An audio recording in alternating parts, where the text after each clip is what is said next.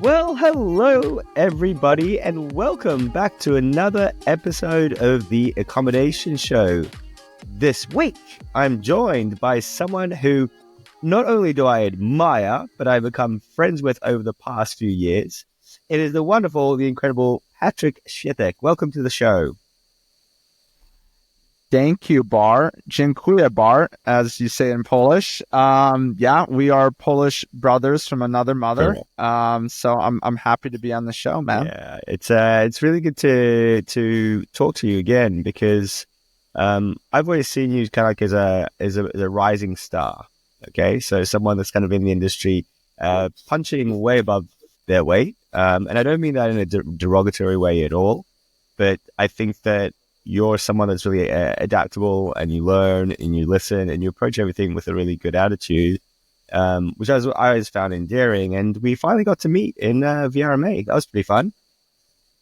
That was fun, and I got to have a few drinks, and I think we exchanged a couple cheers and a shot, not a shot, but maybe a drink. But it was fun, man. It was fun chatting with you. It's a different kind of vibe, right? When you meet in person versus just over online. I think it just really gets you to know the person a lot better. So that was really cool.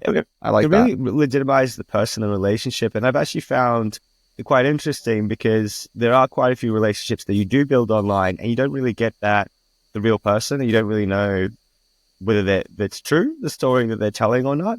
And there are a lot of stories that aren't true. I'm going to be really honest about it. There's a lot of stories, and you kind of see people come in. You like this story? I was looking back at pictures from VRMA a few years ago. I was looking at all these people. I was like, where did that person go? They said that they were doing all this stuff and they've disappeared. And then that person. But I think that on the other hand, when you do meet someone, your instincts can be a lot more in line, right? So you meet someone and you go, okay, cool. Was my read correct? Does it feel right and natural? And this isn't just to apply to you, but to a lot of people out there, just kind of really getting to know them. And then it helps also when you try to build relationships, right? So now, when it's so much easier getting on the podcast with you and saying, hey, setting up a date. And we know exactly what we're going to talk about. We know exactly what our goals are and our visions are. For you, was your first VRMA. I know that you've been to other conferences. I know that you get booked to speak at conferences. But this is the first time you've been to the biggest one in the world. What's your feedback? I enjoyed it. To be honest, I had nothing. I couldn't compare it to anything else. I couldn't, because I've never been to one. And so all I could compare it to is other events in the industry. And it was a great event. I thought, it felt more like people in my world because, the ones I go to before, I'm usually a lot bigger. There's usually co-hosting events or like ownership events where you own a few short-term rentals. Maybe you co-host a few. But this is like big dog vacation rental managers that have been around for ages. And I've had people sit me down and just give it to me straight. And I learned a lot. I can't say that it was, the relationships I made have been phenomenal. And I got to speak to all my reps. I got a dedicated rep finally for Airbnb, which I didn't know you could get. Yeah. And so they've helped me tremendously. So I'm happy about it overall. Yeah, and I can really resonate with that. So my first VRMA was in Vegas, roughly around about, 1, 2, 3 years ago now, or 2 years and a bit, depending on how you want to calculate it, but the third one ago. And for me, it was a similar story. You kind of grow with your journey as an entrepreneur, as a business owner, and then that's the real advantage of VRMA is that you are talking to the kind of pros of the industry, or the ones that want to do things in a certain way, and to really have a business with stability. Have a business that you can scale and that you can grow, and really kind of understanding how that infrastructure works, how this kind of living, breathing ecosystem in the background works, and then you can grow into it. I think that's interesting for your journey as well, because as you said, you started working with smaller hosts, and those are the ones you talk to, and there's a massive market for that. And it's really important to help people to get towards that bigger stages, but for you, it's an inflection point, right? Yeah, it was huge. I think the point yeah, it really was a lot of growth. So there's a lot of it was a different perspective for sure. Let me just say that. Yeah, cool. So Look, I sent you a message roughly around about maybe 4 or 5 months ago. I saw a post of yours and it was about buying a property management company. And we just talked before. I said, "What have you done?" You said, "I've bought 3 of them." And then I said, I followed up with that. No, you followed up, but you said they weren't huge, but I've did it. I've done it. I've bought a few. And this is a very, very common question that I get is when we look at scaling our businesses, we can do it organically. We can pick up new property owners. We can pick up more clients, but also we can acquire to grow our portfolio. And 100%, this is probably a hot button topic, especially with a lot of clients that I work with.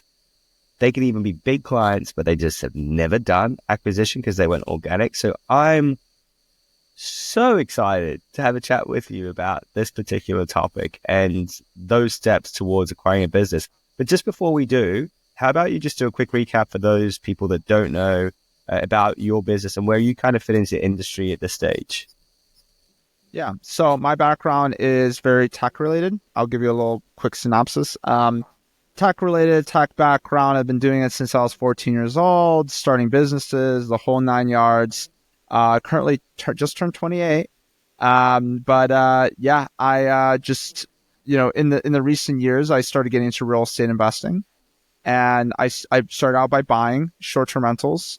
But even before that, I worked for a vacation rental management company called the Bonstay. Uh-huh. So I worked there. I helped them scale from 200 to 1,000 plus units as a product manager. Coming from the tech background, I saw all the tech that goes into building a scalable vacation rental management company. And afterwards, I got inspired to buy my first one. Once COVID happened, I got let go, found my way, bought my first short-term rental, scaled to 5 short-term rentals, just buying ugly homes and then turning them into beautiful short-term rentals. So that's kind of the renovation side of things. And it was fun and I enjoyed it. But at a certain point, I said, you know what? I really like this hospitality thing. Maybe I can start co-hosting for some people. I do pretty well as manager for my own rental, but maybe we can start making more money for other people. And I came across an opportunity to buy a vacation rental management company. And it was a little 15 unit. I didn't know that you could buy a vacation rental management company, but I kind of acquired it. And since that point, I went from 5 of my own short-term rentals to 100 in under 1 year. Yeah. And I did that through acquisition of 3 management companies or bundle of portfolios. And I also did a lot of acquisitions from outbound like sales kind of stuff. So I signed on a lot of contracts as well. Amazing. I feel like you've given the whole game away before we even got there. But look, the story that you've told resonates with a lot of people. I think that there's one of the things that I've seen is having that foundation of working for somebody else first. It's invaluable, and I'm sure that you would agree with that. Those first, I don't know how many years you were there for or how long you were there for, but that part there gives you a lot of the tools that you're then going to later need in your tool belt. Yeah, it was a lot of inspiration. I think it was the numbers. I saw the numbers. I saw what they were doing. I saw how fun. I didn't like being an employee, but I really enjoyed how they did things. Like I enjoyed the hospitality of it. I enjoyed the marketing and the fun events that they threw with the collaborations during Coachella, for instance, the music festival in our area. It was just really fun, and I enjoy the hospitality of just having people in the houses and enjoying themselves. And the VIP stay is really fun because we got to see some cool celebrities run through, and I just wanted to do that. It just seemed really fun. So, but just go back to that question, right? So you get to see it, you get to it's inspiring.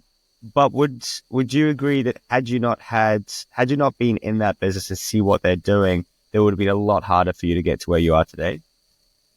Well, yeah, of course. I mean, they showed me a blueprint. They did it already, and so I just got to be able to follow a bit in their footsteps, and just with a slightly different blueprint. Yeah. But it definitely helped inspire that Otherwise, I wouldn't think it was possible, or I wouldn't think I have the right tools. But I saw they did it, and I said, why can't I? So Yeah, and it definitely helped. that's very common. I mean, that's what how career is actually built. So you work for different companies, and then you learn from them what they're doing, and then either you kind of get into management roles or CEO roles, or you go and start up your own thing based on a lot of that knowledge that you've acquired through time, and that's why employees that have had tenure with other companies over 5 or 10 years are very valuable because they just know a bit more and they have that depth of knowledge. But let's go back to acquisitions, because that's what we want to focus on for the next sort of 10, 20 minutes, and really give people some of the breakdowns as to what they can look at, what they could think about. If they wanted to grow their portfolio through acquisition, what that would look like. And I think the one thing that's really scary is typically when you talk about acquisition, it's like, well, I don't have the money for that. That's probably the number one fear that everybody would have is I can't do it. I don't have the money for that. And I'd like your take on that. Okay. Yeah, absolutely. I think it's the way that I like to look at things, and Bart, let me ask you a question though. So I have a Ferrari, right? Brand new Ferrari. And I'm gonna tell you, would you buy the Ferrari if I said it was $30,000? Sure. Why? Do you need a Ferrari? Because it's a good deal. It's a good deal, right? Now, let's say you don't have the money for it. Would you be able to find it? Probably yes. So what you're saying is the money's not the issue. Yeah. What you're saying is you have to find the right deal, and then the money happens, right? So in my philosophy, the deal came across my desk, right? I was already very networked. I was talking to a lot of people. And somebody, once I went out there and told everybody that I was looking for co-hosting properties, somebody came to me and said, listen, I don't have one co-host property, but my manager is actually looking to sell their portfolio of 15. And I thought I didn't even realize acquisitions was a method. And so I didn't know what I was doing, but I promised myself I was going to take action because inaction is always the worst, and over analyzing. And so I'm just going to take down this deal. Let's try to make it work. We figured out the terms. The terms ended up being 50% upfront and then 50% on the back end, depending on how many properties stay. So our final number that we agreed on was 200,000 for those assets, 50% upfront. That's 100,000. Now, what we did is we went off of the management revenue. So because we don't have a concrete company, like we don't have it was a smaller little organization, you go off of 1x of management revenue. That's usually 1x to around 2x of management revenue is how you value that. And C2G Advisors is a very prominent company in our industry, and they do only short-term rental management acquisitions. That's all they broker those acquisitions, and then they basically said that was around what it should go for, and that's how much we paid. And so 50% of it we paid up front. The 50% in the back end depends on how many contracts actually stay, right? So it protects you in case the month-to-month contracts leave. And so that's the way we structured it because we thought it was the most fair way to do it. Eventually, at the end of it, we ended up paying $160,000. There were some clients that left. There's a lot of learnings I made through this first acquisition. It was definitely not perfect. I definitely fell into some problems, like employees were leaving and clients were on their way out, and I had to save them. And there was a lot of stuff. There was a felon working for us. There's a whole lot of stuff that went down. But because I took action instead of not doing it, more opportunities came about for the other two acquisitions, which we can go to later. But in this case, that allowed me to get my foot in the door. And I'm happy I did that because of the numerous benefits that come with buying a management company. I'm going to be a bit... so first of all, thank you. Thank you for sharing all the numbers. It's something that I'd recommend if anyone didn't listen to them or didn't catch them, rewind, repeat, rinse, repeat. Make sure you've understood. If you didn't get it, send us a message, chuck it onto the YouTube, go, hey guys, what did you mean by that? We want more details. We want more specificity. Ask the questions. Because I'm not going to go into that because a lot of it I do understand and a lot of people will just be like, cool, I've got it. But So that's with the numbers thing. And the multiples, actually, let's talk about multiples for a second as well. Because, let's talk about valuation, because that's something that you would have been working with the advisory on. And if we talk about the industry, there's just so many different ways that people claim to think that evaluation should be done. Is it based on revenue? Is it based on profitability? Is it based on brands, percentage of direct bookings, tenure, how long have you been in business, and that sort of thing. When you were going through that due diligence process and when you were trying to do that valuation, what were some of the negotiation points to figure out what that final deal was going to be? Yeah. So with the first and second management companies that we bought, they were really just, smaller, right? The first one was 15, the second one was 10. That one was $0 down, which was really cool because they were already going out of business. So, I said, hey, if you refer anybody to me and they sign on with me, conversion clause, then I will give you 10% in perpetuity of those contracts. So that was a $0 down acquisition that we did. And that's So, right. So before you go for it, so 10% of the money that you make, right? Not 10% of the revenue from the thing. Yeah. Yeah. Correct. So let's say that management revenue. So let's say that the property made $100,000, 20% is the management revenue. So that's $20,000. So they get 10% of that. So that would be $2,000. So, anyways, so we did that, right? And so that was a great deal for them and for us. Now, those were only based off management revenue, because really, like, when you're thinking about a little bundle of contracts, there's really only value in the contract itself, right? Once the contract's gone, everything else kind of is not really that valuable. And obviously there's instances where, there's like a really strong email list or something like that, brand, which could add a premium to, of course, like that can add a premium to your management.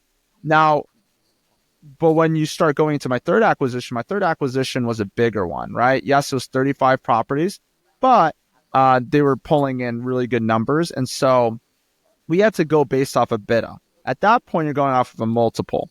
So beta is earnings before interest, taxes, depreciation, and amortization. And so it's kind of fancy way of saying like money in your pocket. So basically with that one, it was a lot more interesting because now you're going off of beta. So you're going off of 2x to 5x revenue or whatever your beta is or whatever you make. And so in that instance, it's a lot. It was a lot.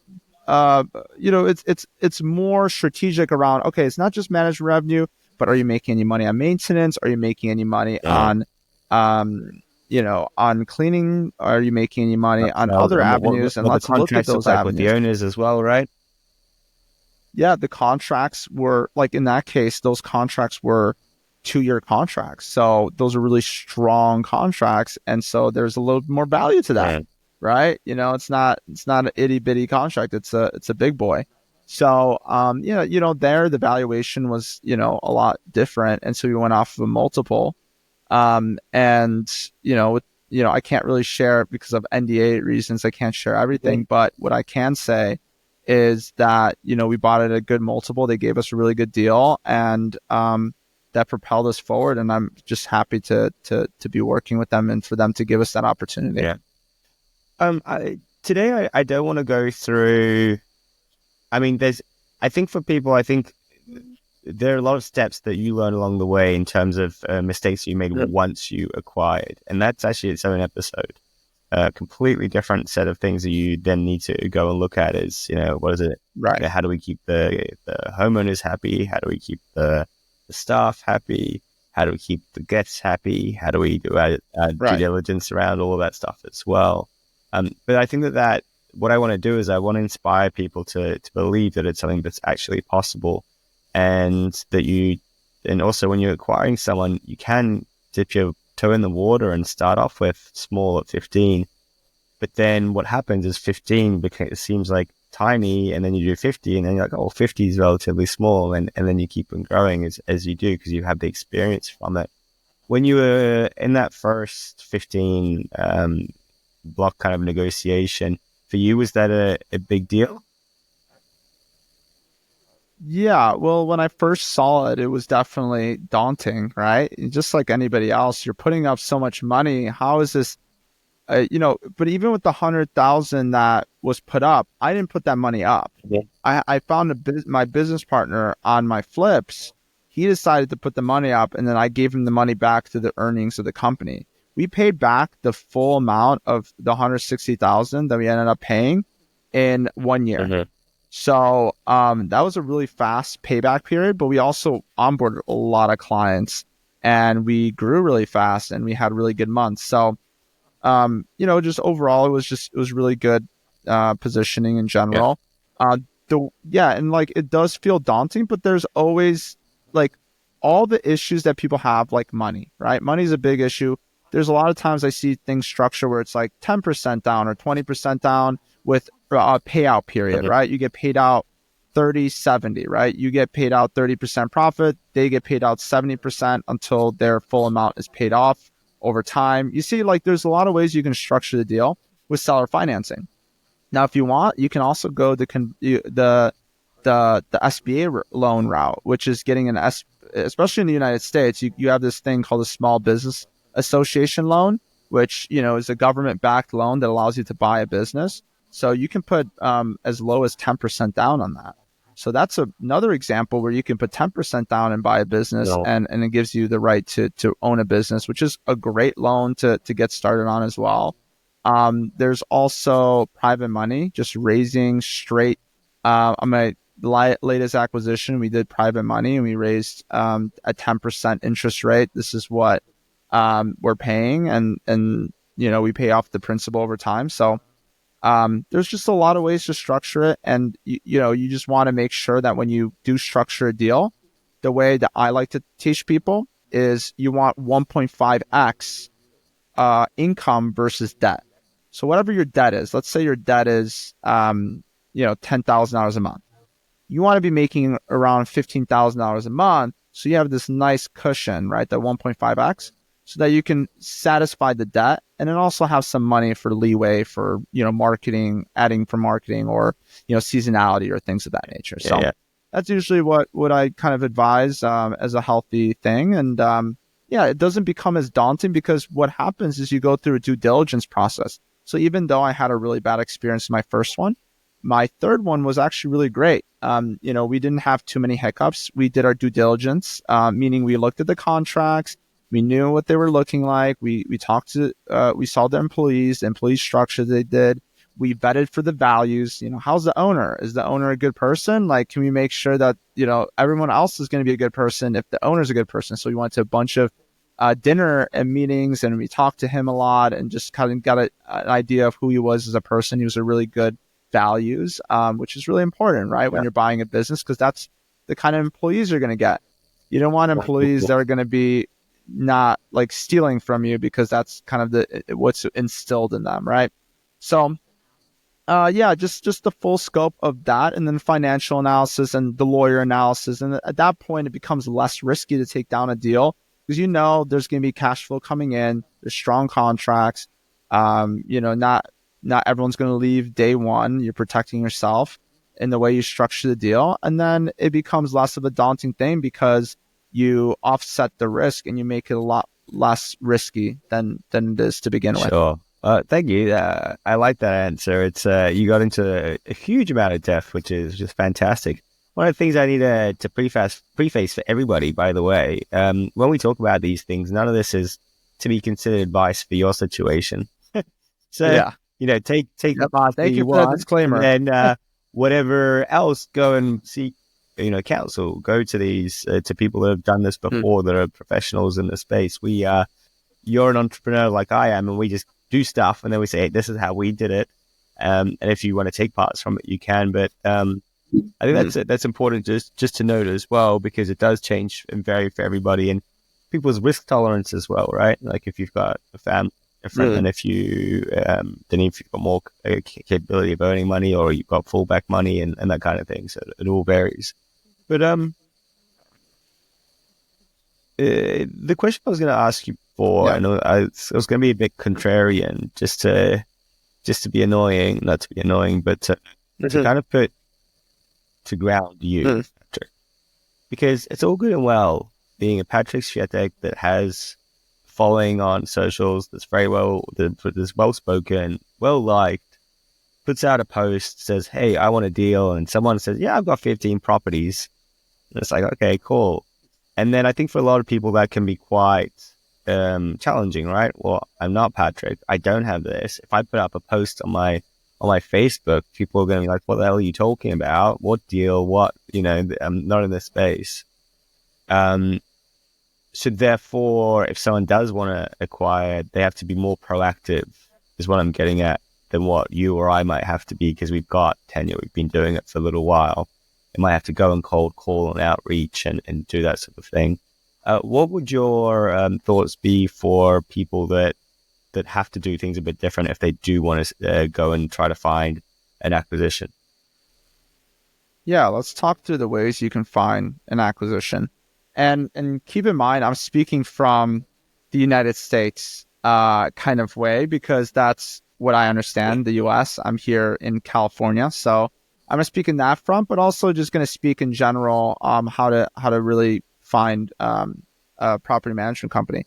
So the way that I did it was very much coming inbound, kind of like Bart was saying, like, we're very involved in the space. And so we get a lot of inbound. But the second and third one was me reaching out and asking to grab lunch with my competitors and just kind of seeing where they're at and just building those relationships. And I asked the third acquisition, my best one, I sat down with the competitor and I said, "Hey, like, I just wanted to pick your brain, like what you're doing." And he decided to say, "Well, look, I'd be open to selling to you." And I said, "Really?" It's like, "I've never considered it, but I would sell it to you because you seem like the right person. Like, you seem like somebody that I would want to pass the torch down to." Mhm. And I started realizing over time that being a small guy is actually better than being the big guy, Mhm. right? Vacasa does buy management companies, and that happens a lot. But Vacasa buys management companies, and half their staff leave, or half the owners leave, and it's left with nothing. Like, look at the stock for Vacasa. I'm not trying to put down Mhm. Vacasa, but it's just an example of like big players do buy, but sometimes the acquisition doesn't go as they plan. And as a smaller guy, you're going to care about the properties a lot more. You're going to care about the owners a lot more. You're going to do everything in your best interest to make sure that you're constantly doing the best service for the client. So I would always look at it as a way that that's an opportunity for you to bond and connect with the person that's selling their business. Now, a lot of these guys, they don't know that they can sell their business, especially when they're a lot smaller. They're not going to VRMA. They're not going to these Mhm. big events. They're not really understanding what they can sell for or if they can even sell. So that's a great opportunity for you to do cold outreach. Cold outreach. Now, let's say that you kind of are doing that and that's in progress. Another thing you can Wait, do is go to okay, brokers. we'll go Oh, brokers in a second. I just want to yeah, cover this one off yeah. and just nail it down. So cold outreach. So one of the Okay. things that you said is that you were talking to competitors in your local area, grabbing a sandwich or whatever, having a beer and that sort of thing. Um, at that stage, were you quite intentional with the fact that, hey, I'm aiming for an acquisition? Or was it more, I'm just going to actually get to know all my competitors, find out what's going on in the market because it's a good thing to do, and then plant some seeds that, hey, you're always looking for opportunities. Yeah, it was the latter.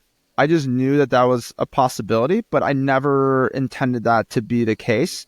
I went into the meeting with intentions of number one, knowing what's going to happen in the market, what I can learn from and whatever. And just knowing my competition, where they stand, like what they do. It's just good to just keep tabs. And plus, there's plenty of business for everybody, so I don't see it as Yeah, competition yeah. perspective. Like, It quite takes a while frankly. to figure it But out because I don't know. I think we taught it at school about competitors and this sort of thing, and you're watching like a Pepsi and a Coke fight it out, and you know, that kind of competition, or an Apple versus a Microsoft or whatever, sure. But if you're looking at what we're doing, it's the competition is it's nothing until you get to a certain scale. But okay, so then the final question on this. So we're not going there to pitch. We're not going there to sell. We're going to build relationships. When we are doing this cold outreach, in that case, like, what are you saying to them? Like, oh, let's grab a sandwich. I don't have time to sit down with you, Patryk, and talk, you know, over sandwiches. And you're a competitor. What are you talking about? What are we saying to kind of open up the dialogue, to have to open up a meaningful dialogue as a human to human connection? Yeah, well, what I say is, listen, I will pretty much give you as much value as I can, and I think one way that I can do that is, I know that they have a lot of properties that they're not taking on because they're the top competitor in the market. So what my intention was coming into this is saying, okay, well, if you ever get a property that you don't want to take on, send it our way, because we might be able to take that property on, and we'll we'll give you a percentage, or we'll give you $1,000 or whatever. Right. So that it's a way for them to, instead of just turning down business, they can actually make $1,000 per referral. And so that's kind of the opportunity that I present to them, which is a great way. Or you can come into it with another opportunity, whatever the opportunity is. I always look at it as a value thing. You know, I'm happy to share resources. I'm happy to do whatever. You know, happy to take clients off your back. If there's a client that's a pain in the butt, like, I'm happy to take it on, because for me, I was just growing at that time. So I needed that kind of growth. So that's kind of the idea. And plus, the conversation came out around naturally. When we talked, it was just like, hey, how do you deal with stuff? What are you up to? Not really like digging into details, but, you know, just more so just talking shop, like regulations. Oh, how can we band together to work towards regulations? Like, those are just conversations where you're aligned, you know? And so I'm going to jump in just because we are starting to run out of time, and we want to get to the brokerage thing and then kind of to wrap it up. One other thing that I would suggest, if people are struggling to find those opening lines, or those things that you could talk about, then use a tool like ChatGPT and workshop it and think about things. Use that tool to come up with some ideas of things that you share in common, that you could potentially, you know, just reach out, like send a LinkedIn message, say, hey, I thought about you. You know, there's some regulation stuff coming up. Is this a concern for you as well? Yeah, you're just building a relationship. And I really love, like, for me, the biggest takeaway from this part is get your networks, figure out who's in the local area, get to know everybody. And then based on that, you're going to start to find opportunities with the right intentionality. So I like it. Now, brokerages, tell me about that. Yeah, well, there's one brokerage. I'm just going to keep it short. There's a few brokerages out there, but one brokerage in particular is Jacoby with C2G Advisors. I'm just going to shout them out, but you can look them up. They just do short-term rental property management deals, and they have a really good inventory. They always send me deals, and there's small deals under $1 million, and there's some big deals. So there's that. I will do a subtle plug. I do have I have a short-term rental property management buying and selling group. If you look up buy and sell short-term rental property management companies, there's a group. We post deals on there here and there. So that's a really cool way to see, you know, what's going on. And honestly, the one way that works really well is online repositories. We have online directories. We have one in particular here. I don't know if it's in other places, but it's called Buy Biz Sell. It's a great place where you can just chime in and find deals of people selling intentionally, already knowing that they want to sell their management companies. You can find them across the whole country, and they're already working with brokers. They're ready to sell, and you can reach out to them and try to negotiate a deal. Yeah, 100%. So that's a good way to do it too. Yeah. I shout out to Jacoby, by the way. If you had come to VRMA in Vegas, you would have met him at that stage, and your journey would have been different. I don't know how long you've known him for, but he's one of those ones that we've talked so many times about getting him on the podcast for him to share his knowledge. And actually, a lot of things that you said, I'm like, that's Jacoby stuff. And I know that you would have learned it from him. So he's an absolute wealth of knowledge. So, and he's got so much time for people. So he's really great in that way.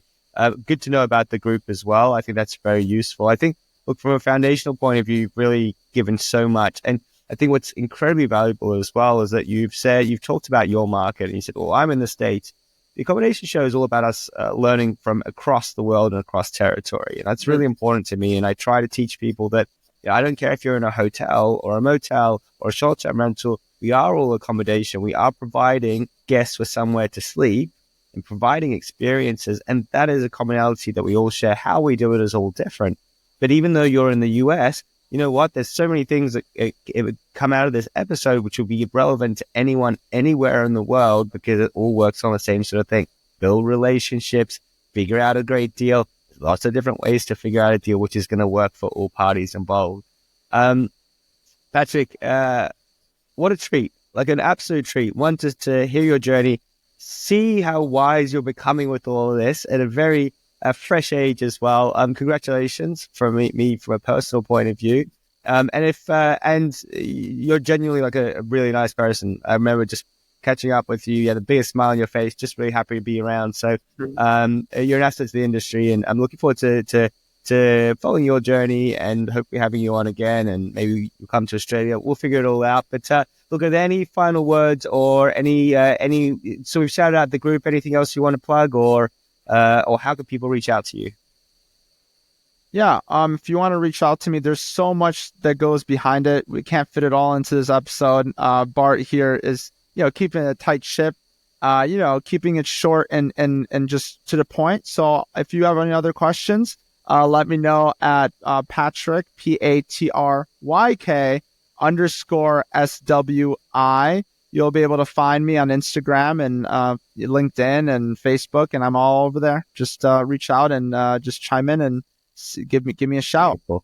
Look, thanks so much for coming on. Folks, if you are tuned in on Spotify or on iTunes, the best way that you can support the show is to leave a comment, or if you can't, then leave a review. Put those 5 stars in there. And what it does, it helps us get these episodes high in the ranking, which means that we get more listeners and more viewers, which then means that I get amazing guests like Patryk to come onto the show and share some of their insights and their knowledge. And then once you get on YouTube, you got to hit the thumbs up button. It's just there, or subscribe. So really appreciate that. Patryk, have a fantastic rest of the day, bud. Thank you. Take care. All right? You too.